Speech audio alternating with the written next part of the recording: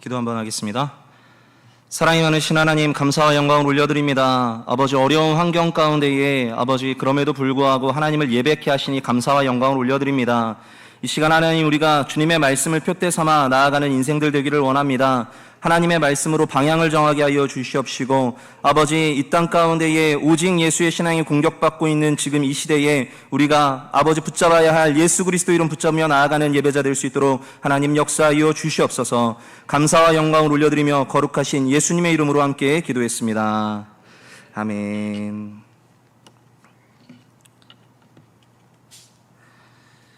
신학교에 들어가서 이제 신학 공부를 시작하고 나서 하나님 앞에 기도를 했습니다. 고등학교 때까지 제가 키가 작았거든요. 그래가지고 하나님, 제가 나중에 사람들 앞에서 말씀을 전해야 될 수도 있는데 너무 또 키가 작으면 약간 뒤에 계신 분들이 좀 잘 안 보이게 되고 좀 이러면 좀 안 되지 않습니까, 하나님? 그래서 좀 제가 커졌으면 좋겠습니다. 기도를 했는데 기도가 좀 부족했는지 얼굴만 커졌어요. 이게 키가 같이 커야 되는데 얼굴이 커져가지고, 그때는 이제 제가 연애를 못할 때여가지고, 연애를 못하고 이렇게 결혼을 하지 않았을 때여가지고, 이렇게 얼굴이 커가지고 이게 과연 되겠나, 또 거기에 또 시험이 들었거든요. 그런데 하나님의 은혜로 이렇게 연애도 하고 결혼도 하니까 얼굴 큰 게 좋은 거예요. 얼굴이 크니까 말씀을 전할 때 뒤에 계신 분들도 잘 보이시죠? 할렐루야. 그래서 좋았는데 마스크를 너무 많이 쓰니까 얼굴이 크니까 귀가 아파요. 네, 여러분들 중보가 필요합니다. 네, 기도해 주셨으면 좋겠고요. 그럼에도 불구하고 오늘 하나님께서 우리에게 주시는 이 말씀 가운데에 우리가 반드시 듣고 붙잡아야 하는 진리가 있는 줄 믿습니다. 네, 신약 성경은 예수님의 행적과 말씀을 기록한 복음서라고 하는 장르로 시작을 해요. 복음서. 그래서 신약 성경을 딱 피면 처음에 나오는 성경이 뭐죠? 마태복음, 그 다음 마가복음, 그 다음 누가복음, 마지막으로 요한복음. 그래서 몇 권이에요? 4권. 그래서 우리가 흔히 이걸 뭐라 부르죠? 사복음서라고 부릅니다. 이 책들이 신약 성경의 시작이자 또 우리에게 가장 중요하다라고 할 수 있는 예수 그리스도에 관한 이야기를 직접적으로 다루고 있기 때문에 오랜 시간 동안 교회에서 또 교회 밖에서조차도 이 복음서라고 하는 책은 많은 사람들에게 읽혀오고 큰 영향을 끼쳐왔습니다. 특별히 오늘 우리가 함께 읽은 성경은 요한복음이라고 하는 성경인데, 이 요한복음은요, 다른 세 복음서에 비해서 쉬운 표현과 설명으로 기록되어 있어서 많은 교회들은 교회에 나온 지 얼마 되지 않은 초신자들에게 가장 먼저 읽으면 좋은 성경으로 이 요한복음을 추천하곤 하죠. 그래서 실제로 요한복음을 이렇게 읽어보면, 다들 읽어보셨겠지만은 이 내용이 전개될 때 곳곳에 그 의미를 직접 설명해주고 있어요. 이게 무슨 내용이다 라는 걸. 그래서 성경을 처음 접하는 사람도 비교적 이 흐름과 내용을 쉽게 이해할 수 있다는 특징이 있는 성경이 바로 이 요한복음입니다. 그런데 반대로 요한복음 앞에 있는 이 세 복음서의 어떤 흐름과 요한복음은 조금 구조가 달라요.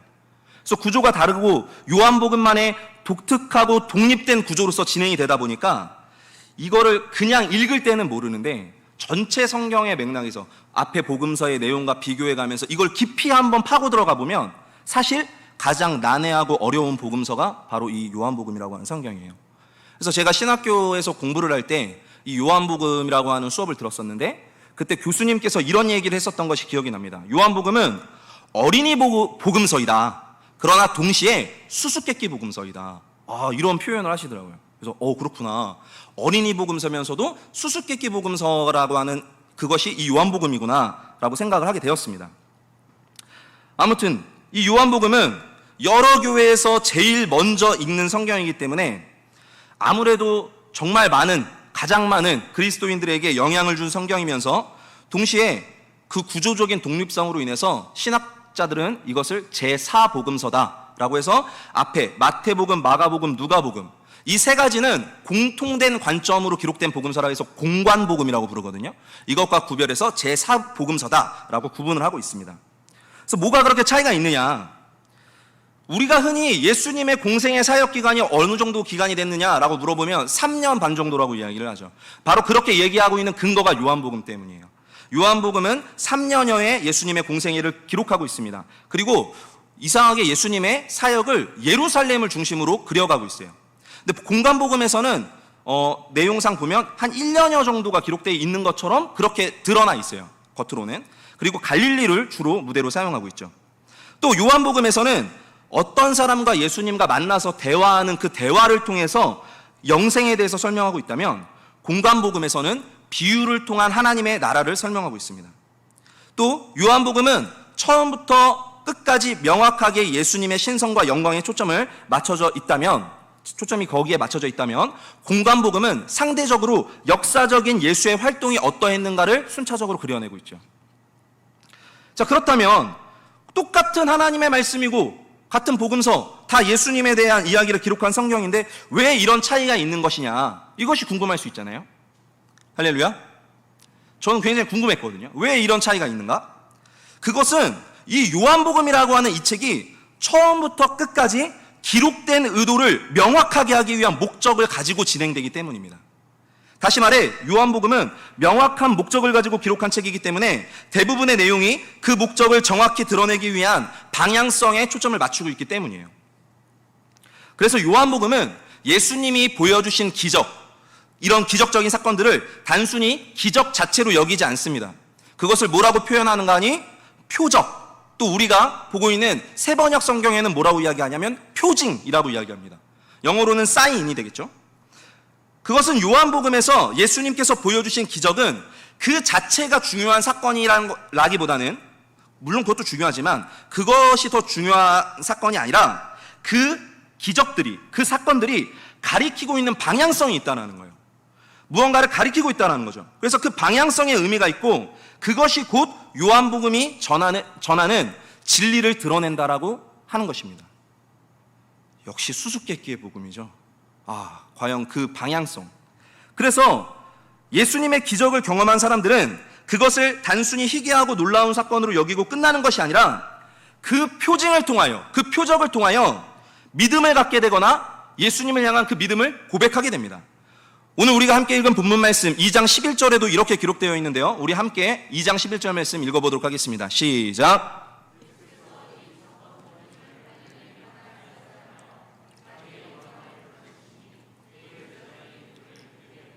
할렐루야. 그것을 통해서 예수님을 믿게 되었다라는 거예요. 우리도 신앙생활을 하다 보면 하나님이 주시는 놀라운 일들이 경험되어질 때가 있습니다. 오늘도 간증을 들으셨지만 이게 말도 안 되는, 내 상식선에서는 이게 안 될 것 같은데 하나님이 열어주시는 일들이 생긴다라는 거예요. 생각지도 않았던 일들이 발생해서 문제가 해결되곤 합니다.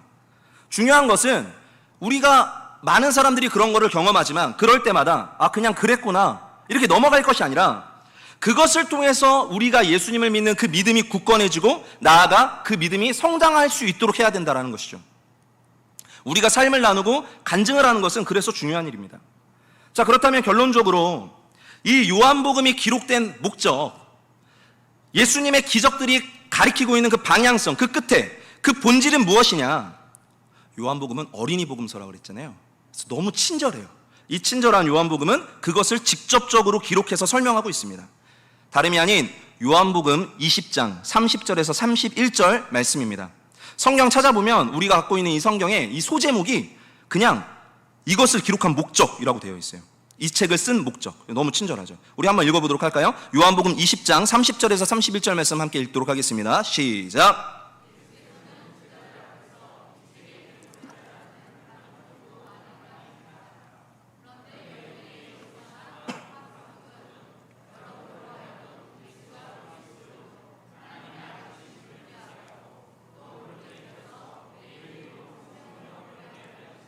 아멘. 사랑하는 성도님들, 예수가 그리스도시고 살아계신 하나님의 아들이심을 믿으십니까?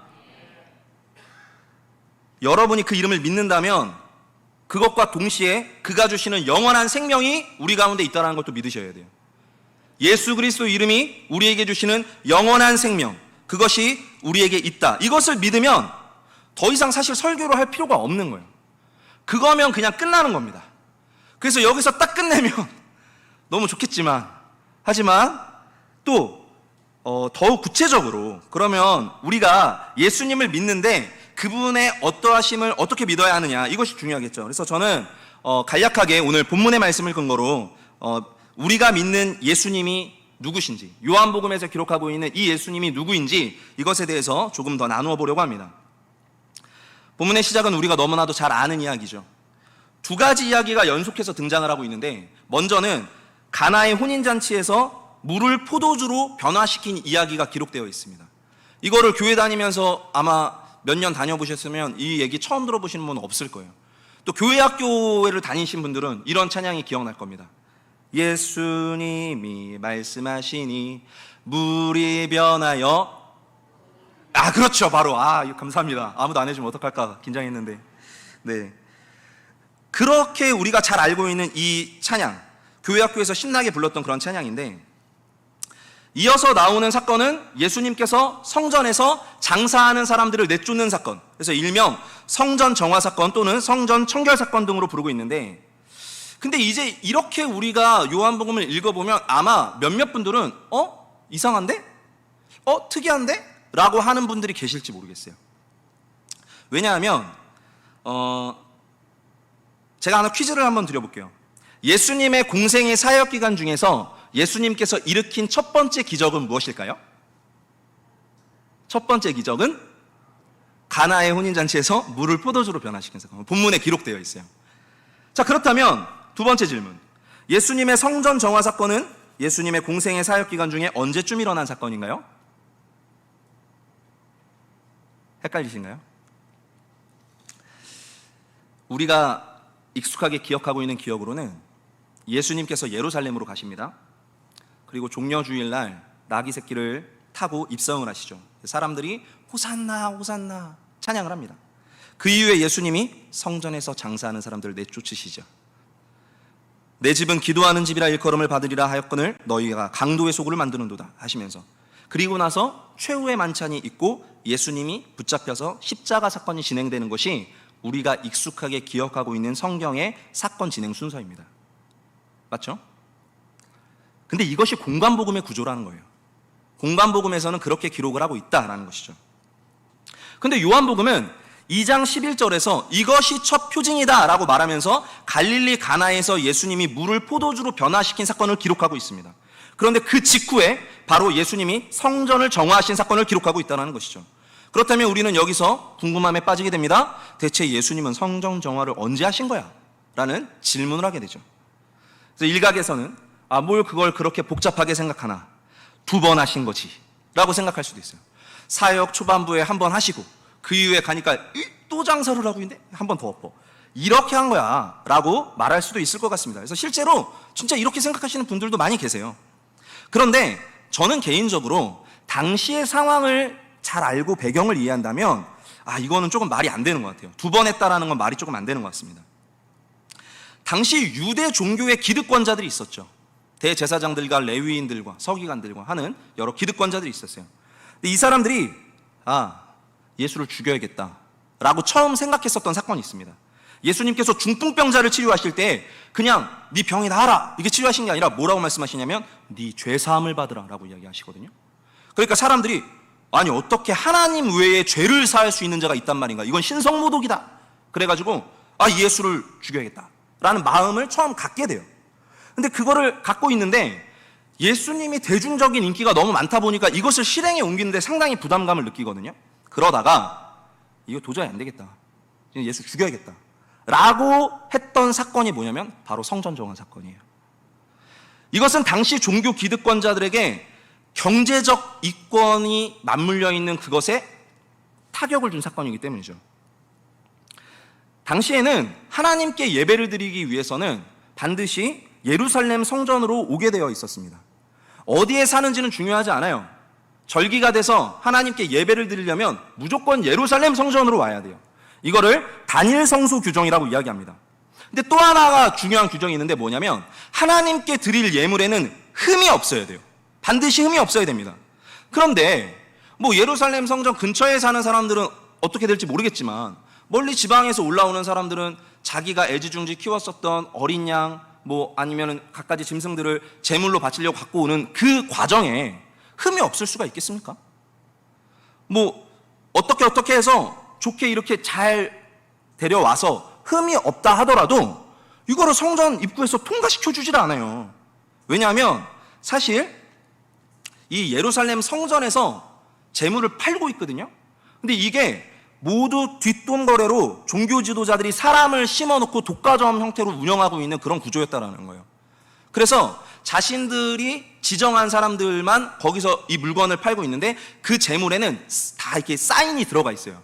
그래서 그거를 가져와야만 예배를 드릴 수 있도록 성전 문을 통과시켜주는 그런 관례가 있었다라는 것이죠. 그러니까 예배 드리러 오는 모든 사람들은 성전에서 제물을 사야만 했고 거기에 따르는 이윤이 어마어마했다라는 것이죠. 그것이 당시 종교 기득권자들의 행태였습니다. 말도 안 되는 것이죠. 그런데 성전 정화 사건은 예수님께서 그것을 정면으로 공격하신 사건이었어요. 당시 종교 지도자들이 이것을 그냥 두고 볼 수가 없어서 안 되겠다, 예수를 죽여야겠다 해서 결국은 예수 그리스도를 십자가에 못 박는 사건으로 연결된 것이죠. 그렇기 때문에 아무리 봐도 이게 아무리 예수님이어도 이거를 공생의 사역기간 중에 2번 하기가 어려워요. 이거를 2번이나 뒤엎기가 굉장히 어려운 사건이에요. 그래서 명백하게 이 성전 정화 사건은 예수님의 사역 말미에 있었던 사건으로 해석하는 것이 마땅해 보입니다. 그렇다면 우리는 전혀 시간이 다른 이 2가지 사건을 연결시켜 놓은 이 요한복음을 어떻게 이해해야 할까요? 본래 친절한 요한복음은 비교적 한 가지 사건을 길게 나열하면서 시간적인 순서를 쉽게 이해할 수 있도록 도와주고 있습니다. 그래서 우리가 오늘 본문 2장을 읽었잖아요. 요한복음 2장을 읽었는데 이 앞에 1장의 내용이 전개되는 걸 보면 상당히 시간 순서대로 전개가 되고 있는 것을 확인해 볼 수가 있어요. 혹시 성경을 가지고 계신 분들은 눈으로 보시면서 한번 따라오시면 좋을 것 같은데 1장 29절을 보면 다음 날이라고 하는 말이 써 있죠. 그리고 1장 35절을 봐도 다음 날이라고 써 있어요. 43절을 봐도 다음 날이라고 하면서 순서가 하나씩 연결되는 구조로 되어 있습니다. 그리고 2장 1절이 시작되면서도 사흘째 되는 날에 라고 하면서 어떤 시간적 흐름이 이해가 될 수 있도록 그렇게 기록을 하고 있죠. 그런데 본문에서 2 사건을 연결하는 12절과 13절에는 그런 연결이 없습니다. 12절에 보시면 거기에 며칠 동안 머물러 계셨다가 되고 13절로 넘어가면서 갑자기 유대 사람의 유월절이 가까워져서 라고 기록이 되어 있어서 이 2 사건이 시간적으로는 구분되는 사건이라는 것을 유추할 수 있게 해줍니다. 그렇다면 역시 우리는 한 가지 추측을 할 수밖에 없죠. 이 2가지 사건은 시기적으로 일치하는 사건이 아니지만 요한복음이 그 기록된 목적을 강조하기 위해서 이 2가지 사건을 연결해서 요한복음이라고 하는 성경 가장 앞부분에 기록한 것은 아닐까 하는 것으로 해석해 볼 수가 있다는 것이죠. 자, 1절 말씀을 보시면 갈릴리 가나에 혼인잔치가 있었습니다. 예수님의 어머니 마리아가 그 자리에 있었다라는 말로 시작이 됩니다. 아마도 그 혼인잔치는 예수님의 어머니인 이 마리아와 관계 있는 누군가의 혼인잔치였었던 것으로 추정이 돼요. 자, 2절에 예수님도 그 제자들과 그 자리에 함께 계셨는데, 자, 이것을 통해서 예수님은요 사람들과 어울려 교제하는 것을 기뻐하신 분이라는 것을 알 수 있죠. 예수님은 식사 자리를 즐거워하셨어요. 그리고 잔치 자리에 참여하는 것을 기뻐하셨죠. 식탁 교제 자리를 아주 기뻐하셨습니다. 그래서 우리가 목장에서 모이는 그 목장 모임이 성경적 근거가 있는 거예요. 그런데 갑자기 혼인잔치에 포도주가 떨어지는 사건이 벌어지고 맙니다. 당시 유대의 혼인잔치는 우리나라에서 있는 결혼 문화와는 좀 다르죠. 유대 혼인잔치는 7일에 걸쳐서 긴 시간 동안 진행이 됩니다. 그렇기 때문에 혼주는 손님들에게 대접해야 할 음식을 충분히 마련해야 하는데 그것을 마련하는데 1년여의 시간이 걸린다고 해요. 그리고 포도주가 떨어지게 되면 그래서 이제 식사를 준비하고 그 다음에 이렇게 포도주도 준비해서 같이 이렇게 식사와 곁들여 먹게 하는데 그런 상황에서 포도주가 떨어지게 되면 기쁨이 가득해야 하는 혼인잔치의 분위기가 완전히 다운되는 거죠. 완전히 망가지는 거예요. 그래서 이거는 혼주 입장에서는 너무나도 심각한 문제예요. 혼인잔치에 참석한 사람들에게도 문제겠지만 그 결혼을 진행하는 사람들 입장에서는 아주 끔찍한 상황이죠. 근데 우리는 성경에서 이런 성경 말씀을 대할 때마다 지금 엄청 심각한 사건이 벌어진 건데, 이게 심각하구나, 여기에 초점을 맞추기보다는 예수님이 포도주를 마셨네? 예수님도 포도주를 마셨는데 우리도 포도주 정도는 괜찮지 않나? 이런 생각을 한단 말이죠. 우리도 술 한 잔 정도는 괜찮지 않나? 이런 생각을 하는 사람들이 꽤 많은데, 이제 메시지에서는 조금 벗어난 얘기지만 사적으로 설명을 드리자면, 이 팔레스타인 지역에는 강수량이 상당히 부족하죠. 그래서 물이 굉장히 부족해요. 그렇기 때문에 수분을 많이 머금고 있는 포도 농사를 많이 지어서 그 포도의 즙을 짜서 보관하면서 물 대신 식수로 사용합니다. 그런데 그것이 자연 발효가 되면서 자연스럽게 포도주가 되는 것이죠. 그래서 성경의 배경에 이 고대 근동 지역에서는 음식을 먹을 때, 식사를 할 때 음료로 포도주를 먹는 것이 굉장히 일반적이고 보편적인 문화였어요.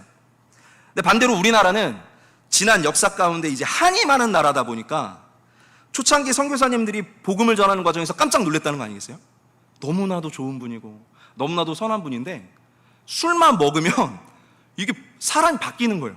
왜냐하면 우리나라에서는 먹고 죽자, 내일은 없다, 이 한이 많다 보니까, 그런 문화가 있다 보니까 사람이 인격이 변하는 그런 모습을 보면서 선교사님들이 복음을 전하는 과정에서 금주의 문화를 함께 전하게 되죠.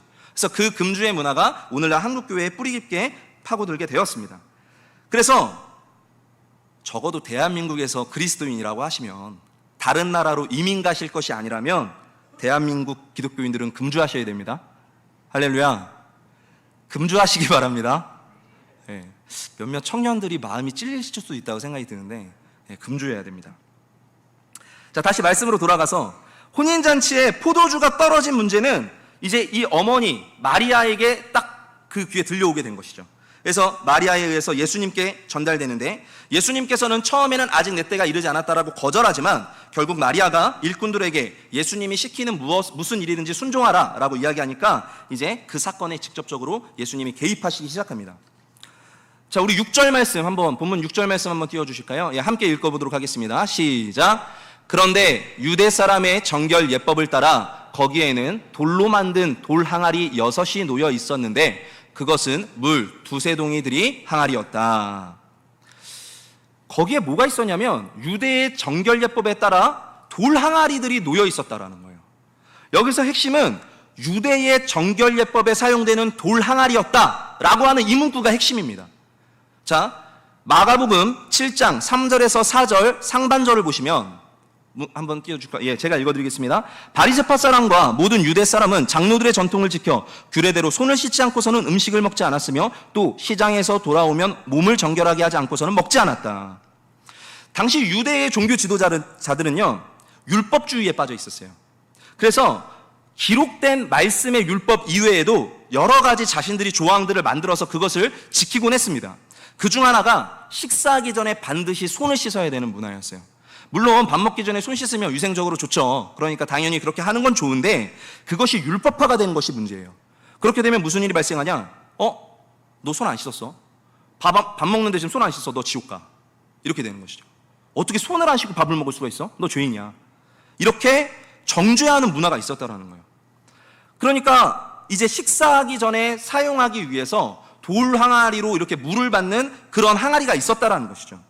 근데 예수님은 그 당시 이 혼인잔치 상황에서는 쓸모없이 구석에 덩그러니 놓여 있었던 이 돌 항아리에 물을 가득 채운 뒤에 이제는 잔치 맡은 이에게 가져다 주라 라고 명령하셨습니다. 아니, 그랬더니 그 과정에서 어느새 물이 포도주로 변해 있었다는 것이죠. 그런데 새로운 이 포도주는 본래 혼인잔치에서 사용했었던 포도주보다 더 좋은 맛이 났어요. 그래서 자칫하면 망칠 뻔한 혼인잔치가 더욱 기쁨의 잔치가 되었다라고 하는 것이 우리가 오늘 읽은 본문의 첫 번째 사건입니다. 성경에서 혼인잔치는 영원한 하나님 나라의 기쁨을 상징합니다. 그런데 이제 그 하나님 나라는 유대의 정결 예식을 통해서는 완성할 수가 없다라는 거예요. 지금 본문은 그것을 이야기하고 있는 것입니다. 요한복음은 유대의 정결 예식과 같은 율법의 허례허식이 아닌 예수 그리스도께서 새 포도주가 되심을 증언하고 있는 것입니다. 예수님은 이전의 정결 예식이나 어떤 종교적 행위로도 맛볼 수 없는 참 기쁨을 제공해 주시는 분이십니다. 할렐루야. 잔치에 참여한 사람들이 예수님께서 적용해 주신 포도주가 이전의 포도주보다 더 좋은 것임을 고백하면서 우리는 우리가 믿는 예수님이야말로 완전한 기쁨의 그리스도가 된다는 것을 깨닫게 되는 것이죠. 자, 이제 이어서 본문은 성전 정화 사건을 기록하고 있습니다. 성전이 있는 예루살렘으로 올라가신 예수님. 예수님 당시에 존재했었던 예루살렘의 성전은요, 소위 제3성전, 일명 헤롯 성전이다 라고 불리는 바로 그런 성전이었습니다. 제1성전은 우리가 잘 아는 것처럼 솔로몬이 지은 솔로몬의 성전을 이야기하죠. 거대하고 화려했었던 이 솔로몬의 성전은 전능하신 하나님의 임재가 있는 장소로 여겨졌습니다. 하나님의 백성 이스라엘의 번영과 함께 그러므로 이 임재한 하나님의 임재가 있는 성전은 영원할 거라고 생각되어져 왔어요. 그런데 이스라엘이 계속해서 죄악된 모양으로 살아가다 보니까 하나님께서는 이 성전을 떠나시게 되었죠. 그리고 주전 586년 남유다 왕국이 바벨론 제국에게 멸망하는 그 과정에서 이 성전도 바벨론에 의해서 완전히 파괴되고 맙니다. 하나님의 성전이 파괴된 사건, 바벨론 유수라고 하는 이 사건은 유대인들에게 있어서 엄청난 충격으로 다가오게 됩니다. 그런데 그 충격에서 정신을 채 차리기도 전에 수많은 유대인들이 바벨론의 포로로 끌려가게 되죠. 시간이 흘러서 고대 근동의 패권이 바벨론 제국에서 페르시아 제국으로 넘어가게 됩니다. 성전이 파괴된 지 70년 만에 페르시아의 왕 고레스 칙령으로 말미암아 포로 귀환을 하게 되죠. 그래서 유대인들이 다시 자신들의 고향으로 돌아오게 됩니다. 제사장 스룹바벨을 중심으로 성전을 재건하기 시작해요. 어려운 상황이었기 때문에 없는 살림에 겨우겨우 이 성전을 완성하게 됩니다. 그래서 그 규모는 솔로몬의 성전에 비교해서 너무나도 부족하고 초라했지만 그래도 그 성전을 중심으로 유대인들은 다시 마음을 모을 수가 있었습니다. 이것을 제2성전 또는 스룹바벨 성전이라고 부릅니다. 그런데 이 스룹바벨 성전은 또다시 우리 성경에는 기록이 없지만 신구약 중간사기에 로마 제국의 공격을 받아 또다시 파괴되고 맙니다. 다시 시간이 흘러서 이제 예수님께서 이 땅에 오시기 이제 조금 전, 한 20여 년 전, 당시 로마 황제로부터 유대의 왕으로 임명받은 헤롯 왕은 에돔 사람이었어요. 그렇기 때문에 유대인들로부터 지지를 받지 못했죠. 그래서 헤롯은 자기의 지지 기반을 확보하기 위해서 엄청난 재원을 투자해서 예루살렘 성전을 재건합니다. 그게 주전 20년 정도예요. 우리가 신약 성경에서 만나는 성전이 바로 이것입니다. 그래서 이것을 제3성전 또는 헤롯 성전이라고 부릅니다. 당시 이 성전의 규모는요, 앞서서 있었던 솔로몬의 성전보다도 비교가 안 될 정도로 훨씬 더 거대했습니다. 예수님께서 활동하실 당시에도 사실 이 헤롯 성전은 계속해서 증축을 하고 있었어요. 계속해서 공사를 하고 있었다는 것이죠. 본문에는 당시 성전 건축의 시간이 46년 동안 들었다라고 기록하고 있는데, 과거에 솔로몬 성전이 건축을 하는데 7년의 시간이 들었거든요. 그거에 비교해 볼 때 얼마나 거대한 규모로 성전을 지었는지를 생각해 볼 수가 있습니다. 그런데 문제는 겉으로는 아무리 화려하고 거대한 성전이지만 그 속을 들여다보면 실제로 성전은 성전으로서의 기능을 완전히 상실한 채 종교 권력을 유지하는 수단으로 사용되고 있었다는 거예요. 앞서 제가 이미 설명드리지 않았습니까? 그래서 예수님은 사실 흔치 않게, 예수님 정말 분노하시는 분이 아니신데 너무나도 분노하셨어요.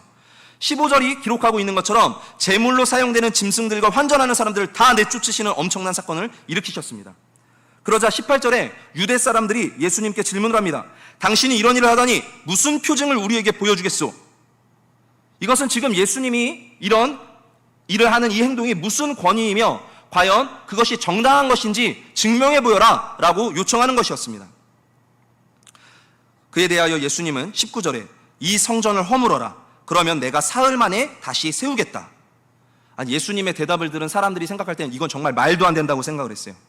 어떻게 3일 만에 다시 이 성전을 세울 수가 있는가? 그런데 요한복음은 친절하게 그 의미에 대해서도 설명해 주고 있습니다. 우리 21절, 22절 말씀을 함께 큰 목소리로 봉독해 보도록 하겠습니다. 시작!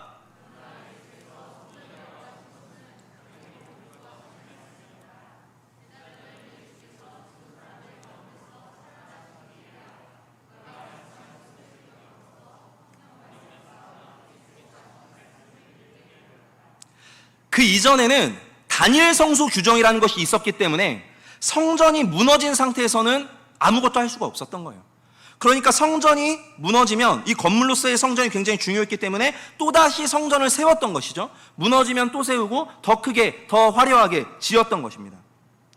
그런데 이 성전의 기능이, 이 본질적인 기능은 그 겉모습 화려함에 있는 것이 아니라 죄를 용서받고 하나님의 백성으로 거룩하게 되는데 그 본질적인 사명이 있었어요. 그러나 이제 그 성전은 성전으로서 역할을 할 수가 없는 상황이었습니다. 그 성전의 역할은 참된 성전 대신 예수 그리스도로 대체된다는 것이죠. 그럼으로써 건물로서의 성전이 중요한 것이 아니라 새 성전 대신은 예수님으로 인하여서 이제 사람들은 예배하게 된다는 거예요.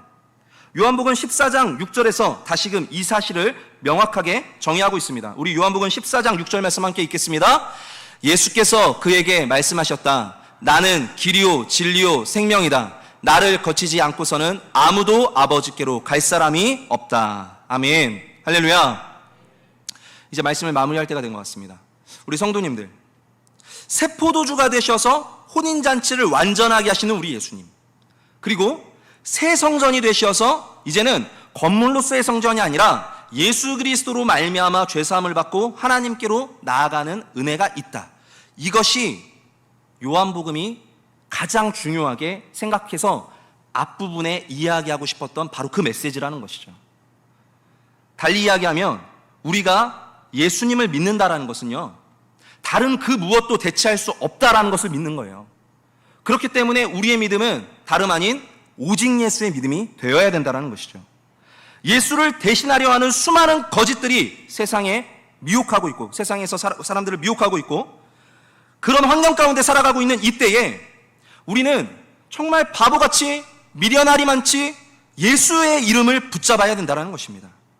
요한복음은 지금 우리에게 그것을 말해주고 있다는 것이죠. 그런데 지금 우리가 살아가고 있는 이 시대가요, 이 시대에서 악한 영인 사탄 마귀가 가장 사람들의 마음 가운데 공격하는 것, 가장 이 시대 가운데의 성도들을 흔드는 것, 그것이 뭐냐면 바로 이 부분을 건드는 거예요. 이 오직 예수의 신앙을 집중적으로 뒤흔드는 전략을 지금 사탄이 사용하고 있습니다. 그래서 사탄이 예수님 믿으면 안 돼, 예수님 못 믿어야 돼, 안 믿어야 돼, 이런 식으로 사람들을 미혹하는 게 아니에요. 지금 이 시대에 사탄은 어떻게 활동하고 있냐면 예수님 믿어, 예수님 믿어. 그런데 오직 예수는 아니야. 예수를 믿을 수는 있지만 우리는 다른 것을 믿을 수도 있어 라고 이야기하고 있다는 것이죠. 포스트 모더니즘 시대라고 이야기하고 있습니다. 가치의 다원화가 이루어지고 있는 시대라고 이야기해요. 교회에서 오직 예수밖에 진리가 없다라고 하는 이 말이 밖에서 보면 진짜 무식하게 보이고 진짜 배타적으로 보이고 바보같이 보이는 그런 시대에 우리가 살고 있어요. 종교다원주의가 이 시대 정신을 뒤흔들고 있습니다. 종교다원주의, 사람들이 이렇게 얘기하더라고요. 아니, 예수를 믿어야만 천국에 간다라고 이야기하면 2000년 전에 예수는 유대 땅에 현현했는데 그 당시에 지구 반대편에 있었던 사람들은 아무리 착하게 살아도 그러면 천국 못 간다라는 거야? 말이 안 되잖아. 사랑의 하나님이라며 라면서 공격하고 있다는 것이죠. 기독교인들도 그 질문을 받으면 뭐라고 대답해야 되지? 이게 약간 헷갈려요. 그러다 보니까 세상의 철학자들, 종교다원주의자들이 뭐라고 얘기하냐, 마치 이것은 등산과 같은 거야. 산을 오르는데 이쪽 길로 올라도 이쪽 길로 올라도 어쨌든 모두 다 어디에서 만나게 돼 있냐면 정상에서 만나게 돼 있잖아. 이런 식으로 미혹을 하고 있어요. 자, 그래서 어느 지역에서는, 어떤 곳에서는 예수를 믿어서, 예수를 믿고 선을 베풀고 착하게 살면 신이 구원해 주셔서 천국에 이르게 되고, 어떤 지역에서는 부처를 믿고 착하게 살고 선을 베풀면 그 사람이 천국에 가게 되는 거고, 어떤 지역에서는 알라를 믿으면 되고, 어떤 지역에서는 그냥 자기 스스로에 갖고 있는 그 신앙을 믿어가면 돼. 결국 모두가 정상에서 만나게 돼 있어. 이것이 지금 오늘날 수많은 사람들을 미혹하고 있는 시대 정신이라는 것입니다. 우리 다 한번 따라해 보겠습니다. 오직 예수. 다시 한번 따라해 보겠습니다. 오직 예수. 우리는 이 오직 예수를 기억하셔야 돼요. 할렐루야. 이 오직 예수 신앙을 붙잡아야 됩니다. 진짜 어제 뉴스를 보니까 모든 기사들이 코로나 확진되는 이유는 교회 때문이다라는 식으로 다 이야기하더라고요. 교회 책임 있죠? 왜 마스크 안 합니까? 왜 거기서 같이 모여서 식사를 해요? 같은 교회끼리라도 옹호해 줄 수가 없습니다.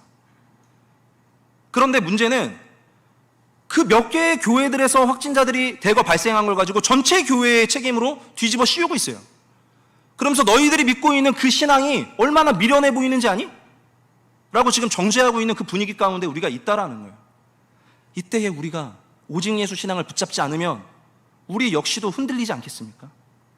우리 마지막으로 요한복음의 목적, 요한복음 20장 31절 하반절 말씀 우리가 함께 읽고 오늘 말씀을 마무리하도록 하겠습니다. 우리 말씀 함께 봉독하도록 하겠습니다. 시작. 여러분으로 하여금 예수가 그리스도요 하나님의 아들이심을 믿게 하고 또 그렇게 믿어서 그의 이름으로 생명을 얻게 하려는 것이다. 아멘. 그것이 실제가 돼서 영원한 생명에 거하게 되시는 저와 여러분 되시기를 주님의 이름으로 축복합니다.